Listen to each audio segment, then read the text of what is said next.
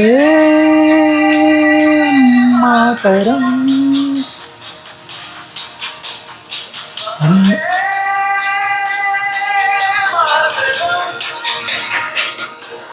അപ്പോൾ നമുക്ക് വീണ്ടും ഒരു സ്വാതന്ത്ര്യ ദിനം കൂടെ സന്തോഷത്തോടെ ആർഭാടത്തോടെ രാജ്യത്താകമാനം ആഘോഷിക്കാനുള്ള ഒരു സുവർണ അവസരം നമുക്കിന്ന് എല്ലാവർക്കും ലഭിച്ചു. പക്ഷേ ഏറെ മനസ്സിന് സന്തോഷം തോന്നിയ ഒരു കാര്യം എന്താണെന്ന് വെച്ചാൽ, രാജ്യത്താകമാനം വന്ദേ മാതരം അതിനെ എതിർത്തവർ പോലും വളരെ ശക്തിയായി പൂർണ്ണമായും സന്തോഷത്തോടെ നിറഞ്ഞ മനസ്സോടെ അത് ആലപിച്ചു എന്ന് കേട്ടപ്പോഴാണ്. പക്ഷേ ഒരു ചെറിയ പ്രശ്നമുണ്ടല്ലോ, നമ്മുടെ കേരളത്തിൽ മാത്രം അത് നടന്നില്ല. എല്ലാവരും പറയും, എല്ലാ രാഷ്ട്രീയക്കാരും ഒരേ സ്വരത്തിൽ പറയും കേരളത്തിൽ അത് നടക്കില്ല. പക്ഷേ ഇന്ത്യ മുഴുവൻ ഒന്ന് യാത്ര ചെയ്തിട്ട് തിരിച്ചു വരുമ്പോൾ അറിയാം കേരളത്തിൽ അത് മാത്രം നടക്കില്ല എന്ന് പറയുന്നതിൻ്റെ പ്രധാന പ്രശ്നം എന്താണെന്ന്. വന്ദേ മാതരം ഞാൻ മറ്റൊന്നും കൊണ്ട് പറയുന്നതല്ല. വന്ദേ മാതരം എന്ന് വെച്ചാൽ നമ്മുടെ ഒരു രാജ്യത്തെ നമ്മുടെ ഇവിടുത്തെ എല്ലാ വിശ്വാസങ്ങളെയും ഒരുപോലെ ചേർത്ത് പിടിക്കുന്നൊരു ഗാനമാണ്.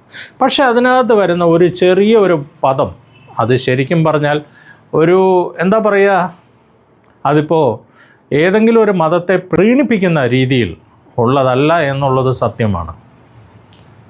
അത് വളരെ വ്യക്തമായും ക്ലിയറായും നമുക്ക് അത് മനസ്സിലാക്കി തരുന്ന ഒരു കാര്യം തന്നെയാണ്. പക്ഷേ ഇവിടെ ഞാൻ പറയുന്ന ഒരു കാര്യം എന്ന് വെച്ചാൽ, രാജ്യത്ത് എവിടെയും നമുക്ക് വന്ദേ മാതരം ഇത്രയും ഭംഗിയായി ആലപിച്ചപ്പോൾ നമുക്ക് കേരളത്തിൽ മാത്രം ഇത് ചെയ്തിട്ടില്ല. അത് ഇവിടുത്തെ വിദ്യാഭ്യാസ വകുപ്പ് തടഞ്ഞു. കാരണം മുസ്ലിം ലീഗിൻ്റെ കയ്യിലാണ് വിദ്യാഭ്യാസ വകുപ്പ്. അതുകൊണ്ട് മാത്രം ഇവിടുത്തെ സർക്കാരും അതിനെ അനുകൂലിച്ചു നിന്നു.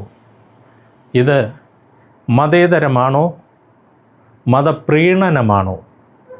ഈ മതേതരം എന്ന വാക്ക് ഉപയോഗിച്ചുകൊണ്ട് മതപ്രീണനം നടത്തുമ്പോഴാണ് ഭൂരിപക്ഷം ശക്തി പ്രാപിക്കുന്നത്.